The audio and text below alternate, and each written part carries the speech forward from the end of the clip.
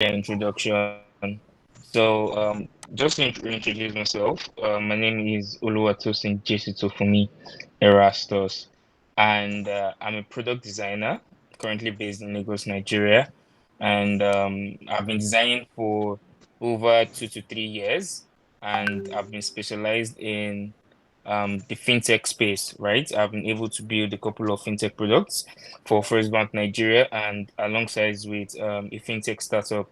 And majority of the projects I've worked on are around the banking as a solution platform, bills payment and collection platform, um, credit financing, and a couple of others. So that's what I really specialize in. Aside from work, I like to meet with new people. I like to hang out with some of my closest friends because I mean you always have to be around some people just to remain sane in our country, Nigeria. So pretty much that's a brief summary about myself, and yeah, thank you. Okay, thank you so much for that introduction. So, thank you for that introduction. So, I would like to ask you a question: that what are some of the key challenges you have faced in owning your skill set as a creative? So, I just want you to briefly tell us what are some of the key challenges you have faced in owning your skill set as a creative. Oh, okay. About challenges, there are quite a lot of challenges I've actually encountered. One is imposter syndrome. Yeah. And imposter syndrome is basically um feeling inferior towards yourself and having some sort of lack of confidence, right? I think this is something that almost every um, designer would encounter during their career journey. And yeah, it's a normal thing because there are lots of designers out there, and you can just say you want to look at another person's design and you can see it's way too beautiful, and you're asking yourself, can I really do this? Right? It's a very big one. That's imposter syndrome for you. Every single person has to deal with that. Another one is my creative block, right? I've been in situations where I have to, conduct some design works, and um I'm not just getting any kind of idea that would help me. And it's very annoying, especially when you are being given a deadline towards a project delivery, right? So creative blocks are something very, very critical. I think every designer also encounter all of these things, and it's one of the things that um I'm still struggling with it, but I mean I've always found a way to deal with it, basically. So these are like the major challenges I've encountered throughout my career as a designer. Okay, thank you so much. That's true. That's very true because sometimes it's just like that. That's true. So, I would like to ask you another question about self-development, skill development. So, I would like to ask you that, um, can you just share like an important moment in your career where you just focus on skill development and how it has impact or have impact on your creative work?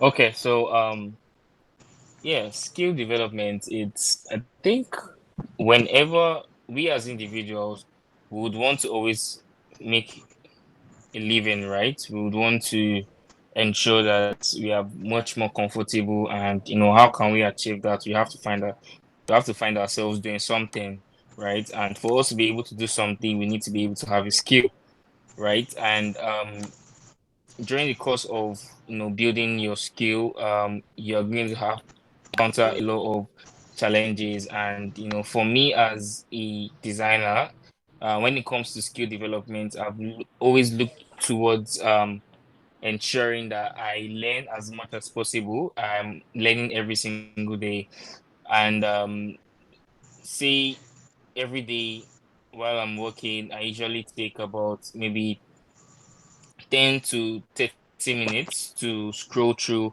my mobile phone and be kind of aware of what's currently happening in the design industry. Are there new inventions? Are there new products that are being released?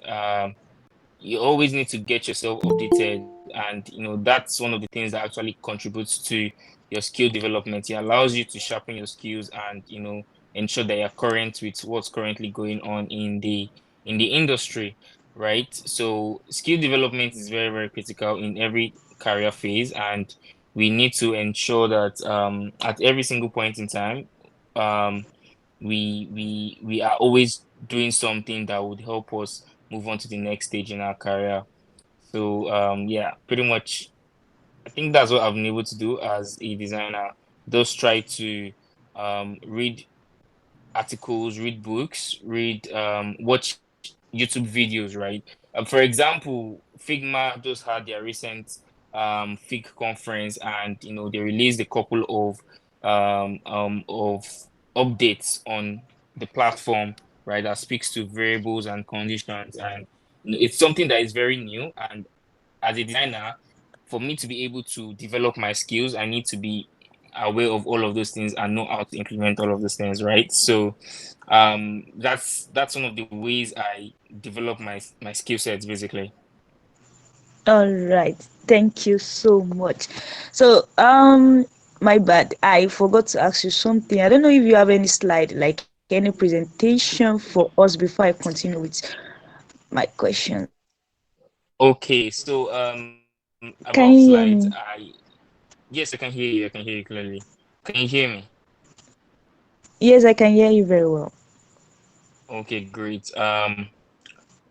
Usually I would always create a slide. I mean, I already started working on a slide for this event, but due to how work has been so far, I found limited time to even complete my slides, right? So I just intended to during the course of this session, I would have to communicate verbally, and maybe later in the night or tomorrow morning, I would send in my Google Slides, which can be shared to every single person, so that the information that I am going to be giving today would still be relatable by the time I share my slides. All right. All right. So, can I continue? Yeah, sure, that's fine. All right. So you are talking about, like, now you just finished talking about your work time and stuff like that. Creativity can be time consuming, and you work in a sector, and I'm very sure it can be stressful, like banks generally, and Yeah. it's always stressful. So I want to ask you that, how do you strike a balance between allowing yourself to explore new ideas and um ensuring on how to meet deadlines or project goals? Like, how do you strike balance between, like, how do you strike balance? Okay, so there is something what I'll usually do is basically prioritization, right? I usually look at which amongst all of the projects that I have pending, which is the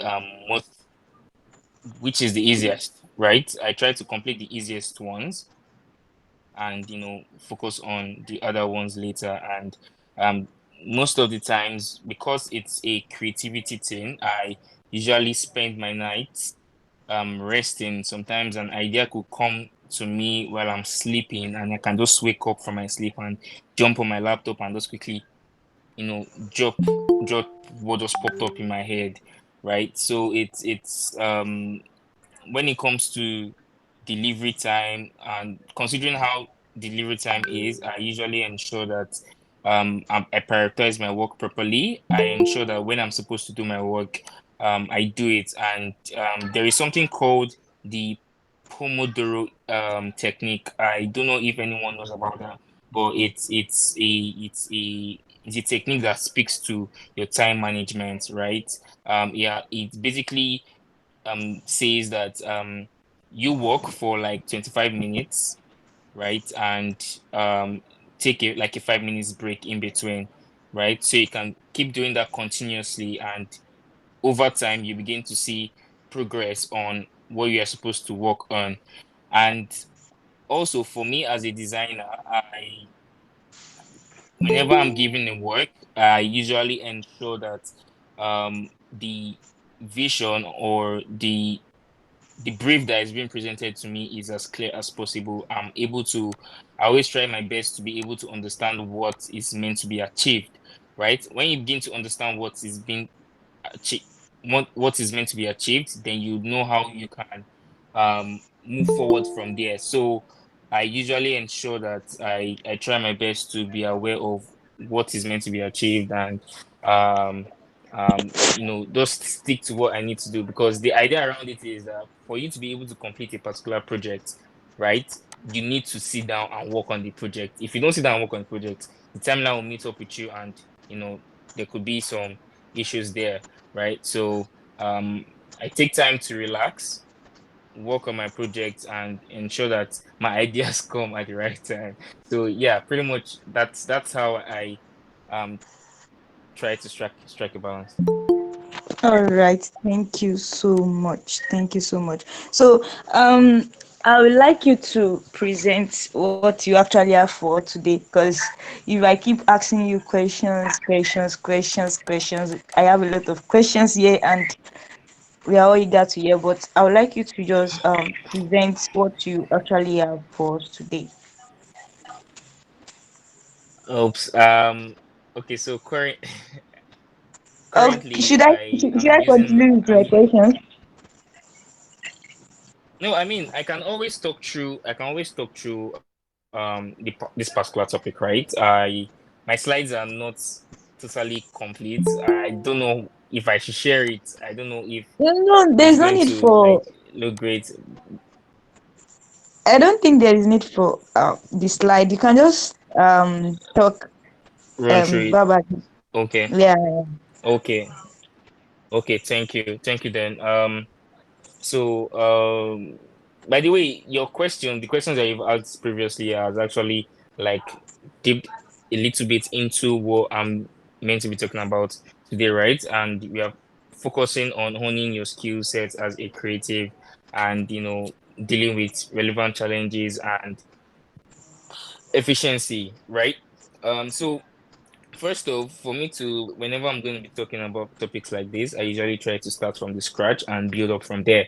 So, if we're talking about creativity, right, we are basically talking about trying to, we're basically talking about, coming up with ideas to be able to create something, right? Nowadays, I'm pretty sure a lot of us can be able to relate with situations where we can just be lying on our bed, and an idea or a solution just pops up in our head, and you're like, wow, they can do something like this, right?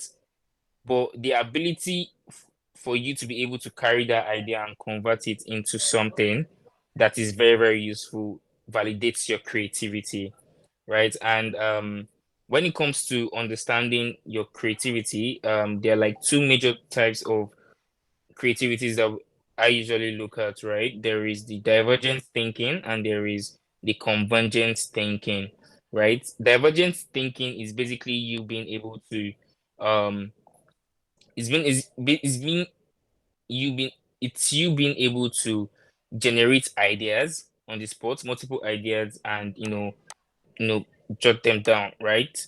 But then for you to be able to carry those ideas that you jotted down, that you have in your book somewhere, and convert it into a a solution, right? Something that is valuable that people can use. That's what makes it convergent thinking, right? So divergent thinking is basically just thinking about the creative side. But when you're talking about the convergent thinking, you're basically adding other factors into the ideas, right? So you can have an idea today and you want to convert that idea into an actual business. So if you're going to convert it to an actual business, you're going to have to think about, okay, what are my revenue models? What are the course I'm going to inquire to the course I'm going to face while I'm trying to convert this idea into a business and a whole lot of other things, right? So that's so the thing I would just advise people to try to do is to move from being a divergent thinker to a convergent thinker. That's what makes you valuable and useful to whoever, maybe your boss or whoever it is that you are going to be working with, right? So that's like just a brief understanding of what creativity is. Now, what I'll be focusing on, how do you identify your creative strengths, right? So now you already know what creativity is, but for you to know that you are creative enough, you need to be able to identify all of those things. And it's very necessary for every single individual, because there can be a period where you need to validate certain things about your life, and you just have to you know do some sort of self-assessment, right? So what I'm going to really talk about is self-assessment as a person, and discovering areas where you actually excel in creatively, right? So um f I will give a little background about myself. So when I graduated from school, I studied finance in the University of Lagos, and I graduated and I was working in a boutique investment bank and as an investment analyst, right? But then I wasn't liking what I was doing at that time, and I needed to do what I love to do. I knew I was creative, but I didn't know how I could convert that creativity into something valuable, right? So I had to do some sort of self-assessment and a strategy plan as to how I can make my creative side valuable. So for you to be able to identify all of those relevant creative strengths, you need to carry out some sort of self-assessment, know what you're good at. For example, in design, there are lots of things. Design is very, very diverse, right? We have the 3D illustrator, we have the sound designer, we have the architecture, you have a whole lot of things around design. But the creativity that involves differs, right? So since there is a difference in the creativity, you need to be able to identify the um major thing you are good at as a designer, right? That's what helps you to um what really helps you to identify your key creative strength. Now, once you've been able to identify those key strengths, right, you need to be able to upskill that particular skill that you have, or that creative mindset that you have, right? So um now we are looking at you being able, we've seen that you can generate your creative. Now you want to convert that creativity into something valuable. Now, how do you do that? The process of you doing that, you're going to have to engage yourself in learning and skill development, right? So how do you do all of these things? You need to go ahead to attend online courses, workshops, read books, meet with mentors, and these are all of the things that would help you to be able to develop your creative skill set. I'll give you an example. So about my story, me being able to move from investment banking into tech, or being a designer, right? I had to attend a boot camp, right? I knew I was creative, but for me to be able to convert that creativity into something valuable, I needed to attend a boot camp. It was at that boot camp I was able to learn why I'm doing certain things, why I'm choosing this particular skill set, right? So you need to ensure that you develop your skill as a person, you're aware of what you're about to get into, and you stick with that. Now, once you've been able to um develop your skills, then you'll be looking at embracing the relevant and the key challenges that comes with it, right? So um like I had mentioned before earlier that some of the key challenges that come in include the imposter syndrome, the creative block, and maybe lack of motivation, right? So um I mean some of us here use LinkedIn, right? And a lot of us will agree with me that LinkedIn is a place of pressure, right? Somebody can come out today and post something and you're like, wow, this is so this is really, really nice, right? So um all of those things can for build up and you might start feeling less of yourself, right? So for you to be able to address things like this, or um um imposter syndromes or whatever it is, you need to be able to focus on yourself as an individual, right? I mean, there is a saying that says that we're in this life alone, right? There is I've forgotten this abbreviation, but then you're you're in this life alone, right? You are the only person that knows what you can do and how much you can achieve as a person. So you need to ignore any external negativity and focus on yourself as an individual and look towards building yourself as an individual. So for example, me as a designer, whenever I come across things that could lead to imposter syndrome, what I usually ensure that I do is I go back to some of my past projects, right?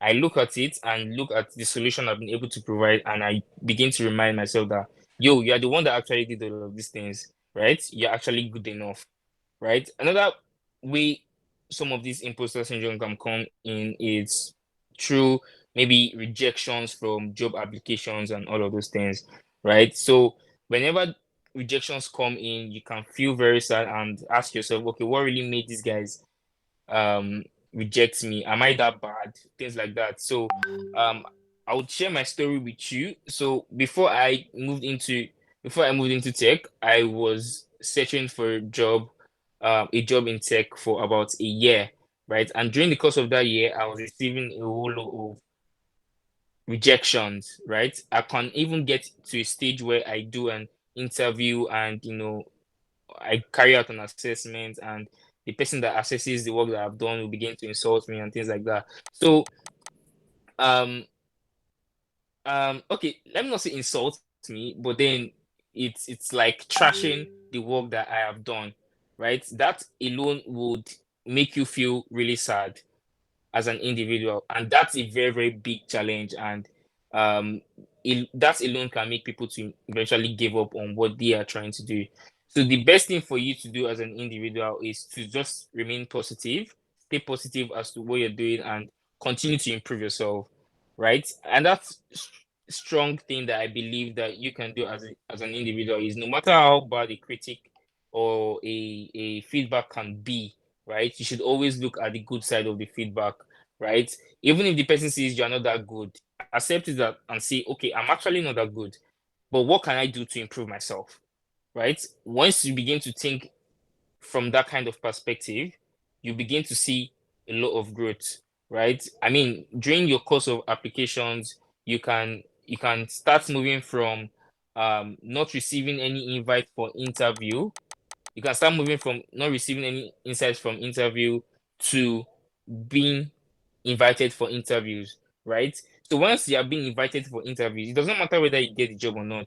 It just shows that there is a progress there, right? You've moved from not receiving interviews to getting interviews, which means that you getting a job is very, very close, right? So always try to improve yourself no matter what. And um yeah, that's how you I mean, that's how I try to beat syndromes, and I believe that that could work for a couple of us here.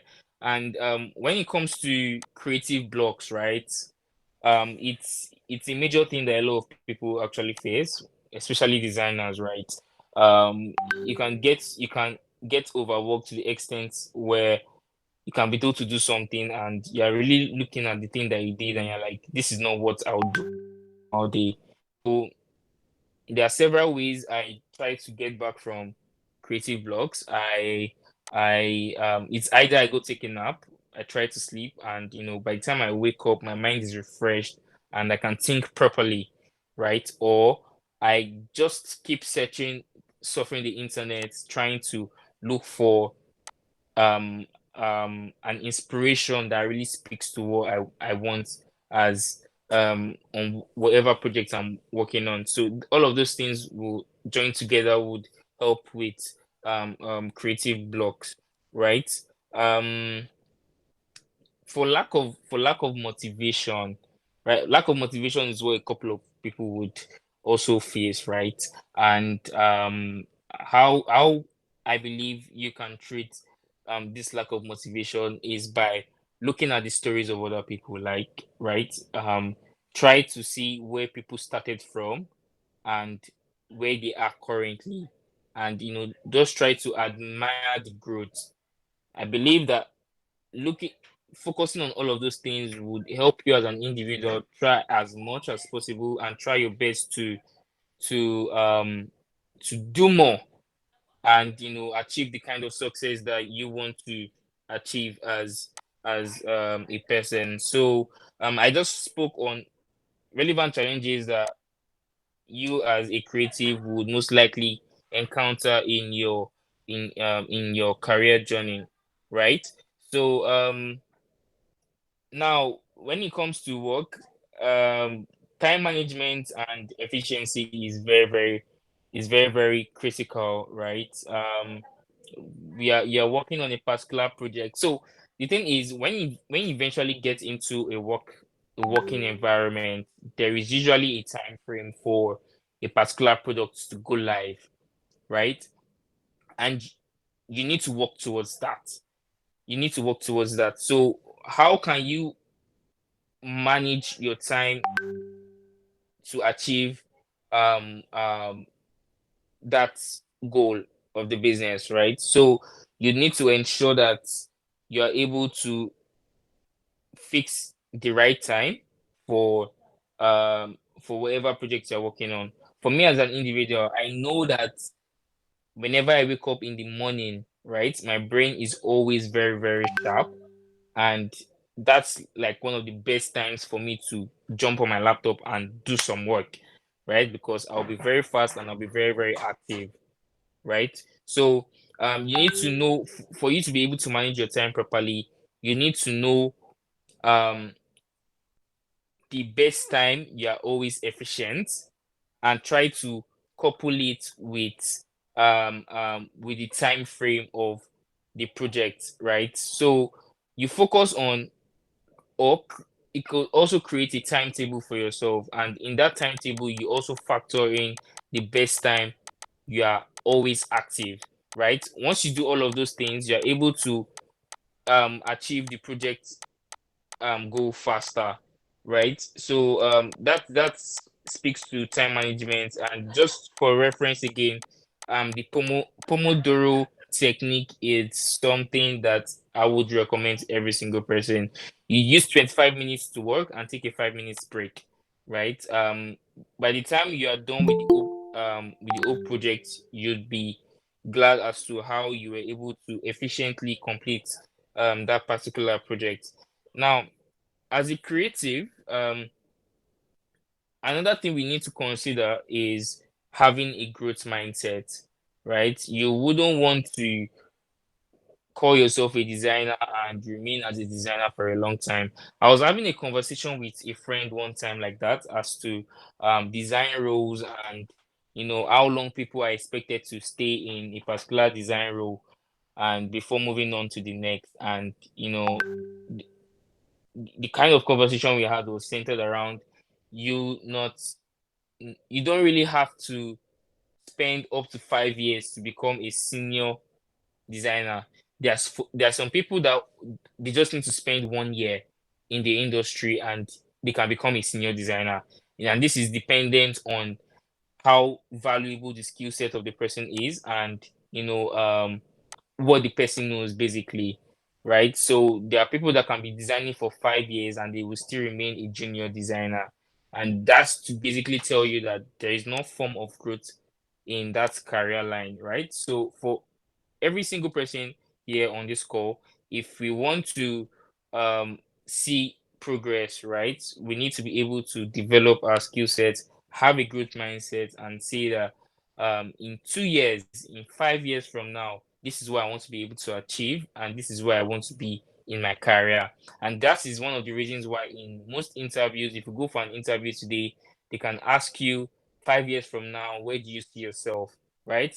That's a very, very valuable question. It allows the company to be able to see the growth side of you and, you know what you are trying to aim as an individual, right? And one thing I would like to also focus on is the resilience part of being a creative, right? There can be a situation where you can be very down when it comes to being creative with your work, right? So it's all about you being resilient when it comes to the kind of work you're doing.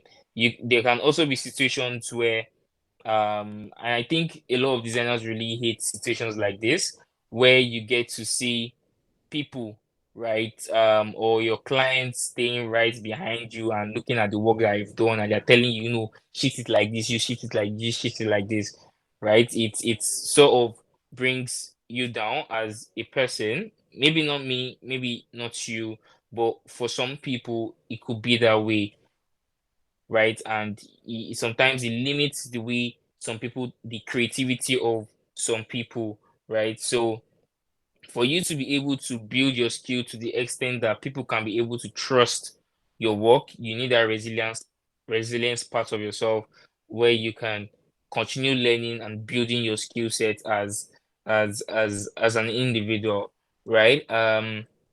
Also, I would love to talk about staying inspired and being motivated, right? There is a reason why they say do what you love doing, right? And try to make money from what you love doing. There's a reason why that is being said, because it's only when you're doing what you love doing that is when um you would be happy to wake up every single day to do that particular thing, right?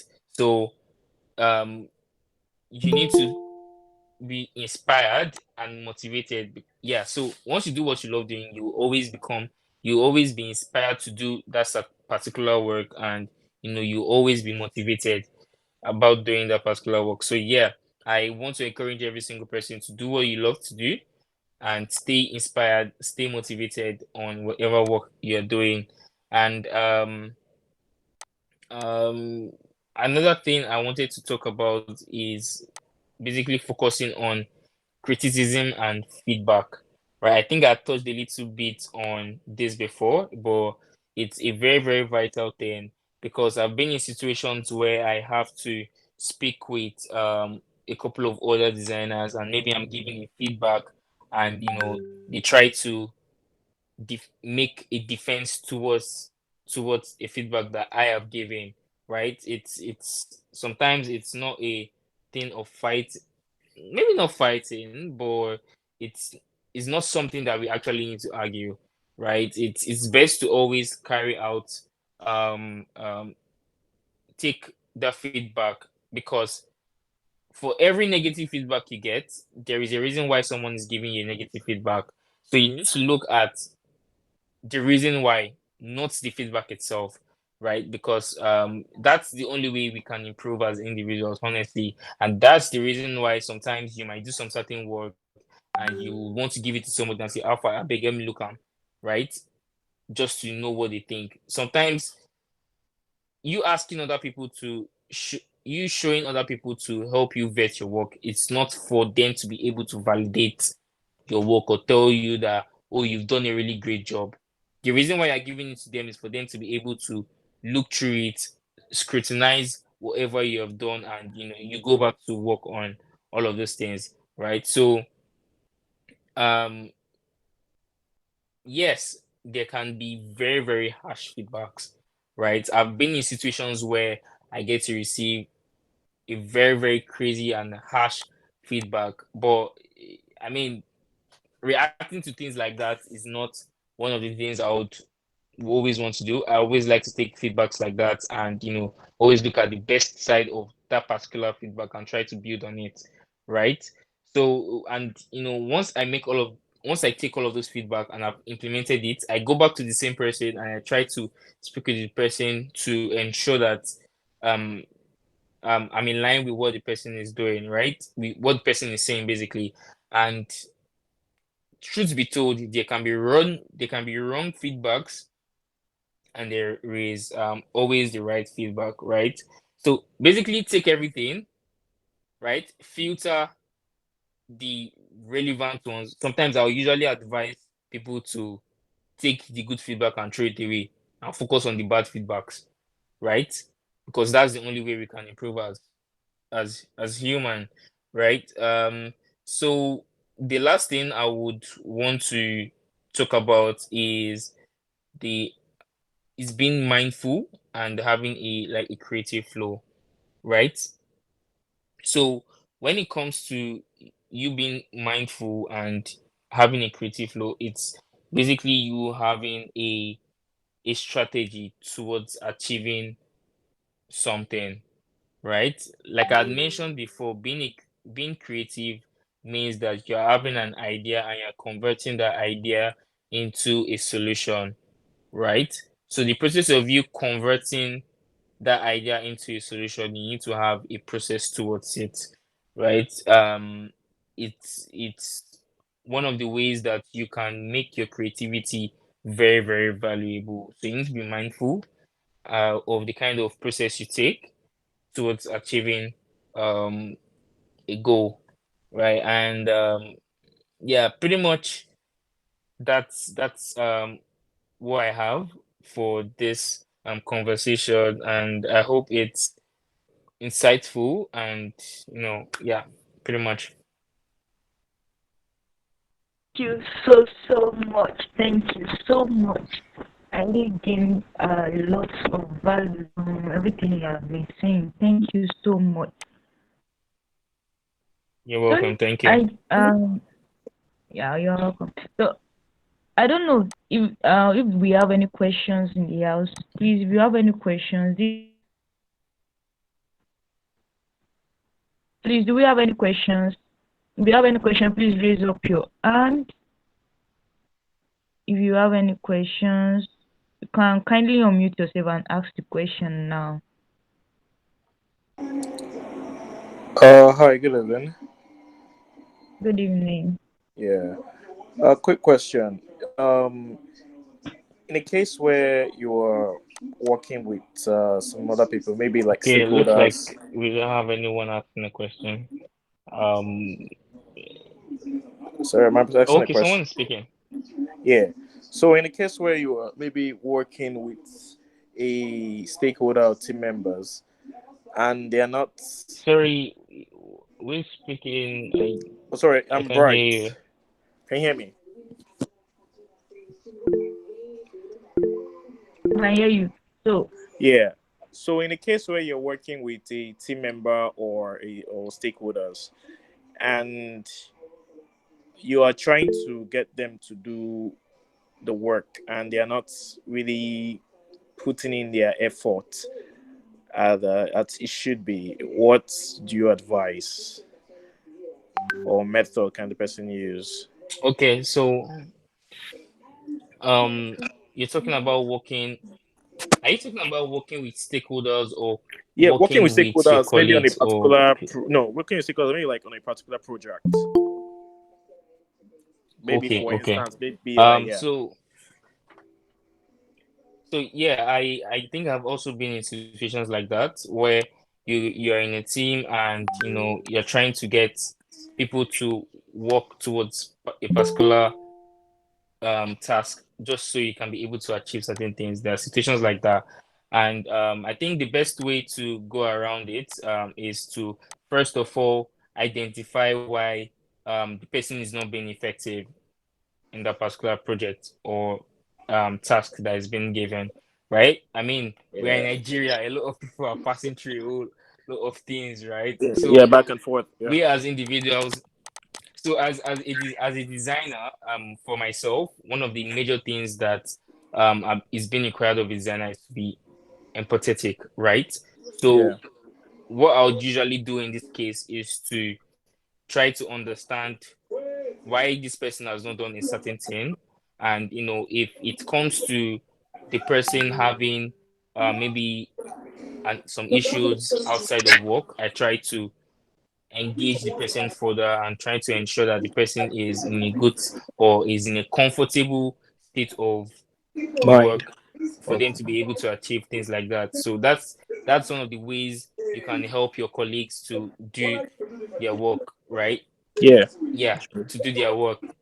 So I think that's um well, I mean, yeah, so if you do things like that, your colleagues can be interested. And it's all about trying to make them feel important, right? You try to be there Yeah. for your colleagues, and Correct. Yeah. yeah, that's one of the ways they can gain interest into doing doing completing their tasks. Then another factor too is also communication. It's very key. It's a key Oh factor. yes, yeah, communication is a very very key thing when it comes to working. I've been in situations where somebody can give an update and tomorrow you're hearing a different thing, right? And you're asking the other person that, why didn't you tell me this, why didn't you tell me this? So it's communication is very very key. We need to be able to give the right information at the right Time. at this right time. So yeah. Yeah. Oh, Okay, that's good. thank you so You're much. welcome. Thank Thank you you. so much. Wonderful. Yeah. So, You're welcome. because of our time, I've seen a lot of people raising up with their hands, but because of our time, we are only going to allow just one question more, and the question is just one more question. I would like to call Ade Adebayo for your question. So just ask the question. Just ask the question. And for those dropping their questions, you can drop You it can drop it in the in group. the group So you can so you can so you guys so you can drop it can in the drop group it in the also. group. Good evening. My name is Adeboye Abiodun. Good evening, we Good can hear evening, we you. can hear you. Okay. Good evening, Mr. Speaker. Thank you very much for all you've done since morning. You are very, very so insightful. I'm new into graphic design, and the question I want Okay. to ask is, during the course of your career, there are several people that I think mentored you. Probably you follow them, get insights from them, ideas from them. Could you please give us some a kind of people we could follow? Like I said, I'm new into graphic design and I've been trying to get some mentors, but Yeah. different one that I get, most of them are not so straightforward. Sometimes they say things today, probably when they are doing another thing, tomorrow they said another thing. So please, I would really like if you could direct me to two or three mentors I could keep following and get ideas from. Thank you very much. Okay. Okay, So okay. So I think this is very, very relatable. I have also been in situations like this before where I just trying to get into a particular space and all I'm doing right is to search for um mentors that could guide me and you know show me the way basically. And to be very, very honest, um getting the time of someone to be a mentor is actually very hard, right? We also need to consider the fact that these people we're going to be calling mentors are people that are in a working class. And sometimes work can be very, very overwhelming. And, all you're just receiving from somebody is, hey, Alpha, babe, come and help me do something, come and help me do something. It's too much of, it's too much of a hustle, right? And I think if you're just starting out as a graphics designer, as a right, graphics designer, and you right? want to And you want to you you I'm echoing. Echoing. Abiodun, please can you like mute while I'm okay, thank you. Thank you. So um what you can do is to maybe use YouTube, right? You're starting off as a graphic designer. You can always use more of YouTube that well-renowned people on YouTube that actually give the right guidance when it comes to learning a skill set, right? Another thing you can also do is to go on Instagram and try to. Instagram has an algorithm, right? The more you begin to search for things related to graphic design, the more you begin to see more contents that are related to graphic design. And you begin to see people that are posting videos, posting content. You can always reach out to those people on Instagram and tell them that, hey, I'm doing this, can you help? Like, look through my work. Sometimes they might respond, sometimes they might not respond, but don't see it as a bad thing, right? I mean, is the skill development process. So at this point in time, the only person that can help you develop as an individual is yourself.